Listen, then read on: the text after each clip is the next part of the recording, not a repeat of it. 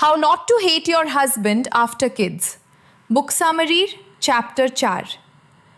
টাকা শুধু সংখ্যার ব্যাপার নয়, এটা ইমোশন, ভ্যালুস আর পাওয়ারের ব্যাপার।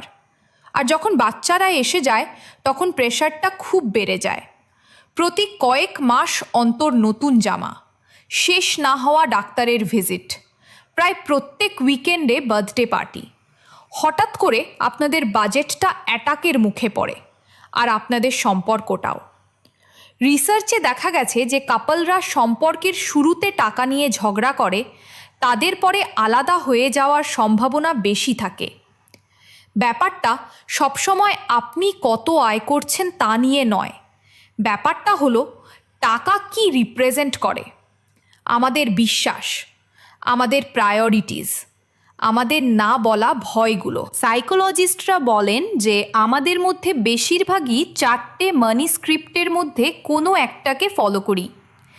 কেউ কেউ টাকা পয়সার কথা পুরোপুরি এড়িয়ে চলে, কেউ কেউ ভাবে আরও টাকা থাকলেই সব সমস্যার সমাধান হয়ে যাবে, কেউ আবার নিজের সেলফ ওয়ার্থকে তাদের ফিনান্সিয়াল স্ট্যাটাসের সাথে জুড়ে দেয়।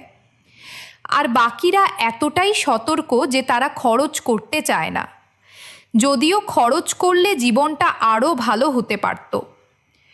নিজের স্ক্রিপ্টটা জানা আর আপনার পার্টনারেরটাও জানা মারাত্মক ঝগড়াকে আসল প্রবলেম সলভিংয়ে বদলে দিতে পারে। পাওয়ার প্লে ব্যাপারটাকে আরও খারাপ করে তুলতে পারে।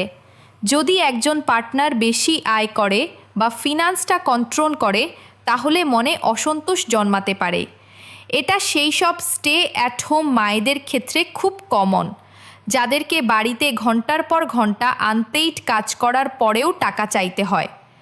একটা হেলদি সিস্টেমে কে বেশি আয় করে সেটা বড় কথা নয়, দুজনেরই সমান অধিকার থাকে। একটা আইডিয়া হলো বিল দেওয়ার পর প্রত্যেক পার্টনার কোনো কৈফিয়ত ছাড়াই খরচ করার জন্য কিছু টাকা পাবে। দুজনের সমান ইনভলভমেন্ট খুব জরুরি। আপনাদের মধ্যে একজন হয়তো সংখ্যায় ভালো, কিন্তু টাকা ম্যানেজ করার ব্যাপারে দুজনেরই অংশ নেওয়া দরকার। আমি অঙ্কে কাঁচা, এটা কোনো এক্সকিউজ হতে পারে না। এটা আসলে ইমব্যালেন্স আর স্ট্রেসের দিকে এগিয়ে যাওয়ার একটা ফাস্ট ট্র্যাক। বাড়ির কাজের মতোই টাকা ম্যানেজ করাটাও একটা শেয়ার্ড রেসপন্সিবিলিটি। ট্রান্সপারেন্সিও জরুরি, দুজনেরই যেন যে কোনো সময় সব অ্যাকাউন্ট আর ইনফরমেশানে অ্যাক্সেস থাকে, কোনো সিক্রেট থাকা চলবে না।